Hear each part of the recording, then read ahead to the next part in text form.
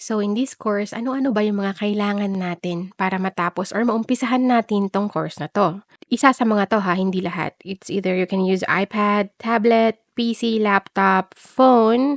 Kung wala talaga kang ibang devices kundi yung phone niyo lang, puwede niyong gamitin yung phone. Although medyo medyo mas mahirap siya kasi mas maliit yung screen, papasa na, okey? And if you have iPad or tablet, optional po yung Apple Pencil or yung pencil. Para mas madali yung pagde-design, okay? And any devices that you have where you can use, Canva, puwedeng-puwede na 'yan, okay?